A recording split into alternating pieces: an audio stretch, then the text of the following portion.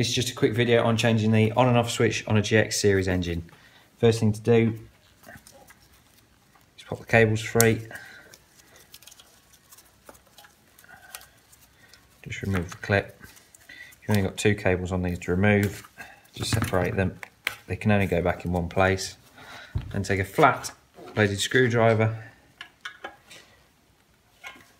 Just press it under the corner and pop the switch out like that.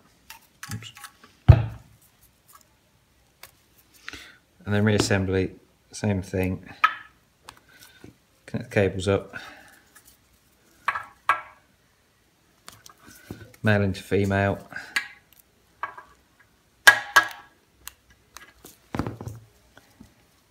Take the switch, use the little locator which goes on the back there. Pop that in, and then the brass earthing pin. You press that in to locate it in the casing. Give it a push. It'll go in like that.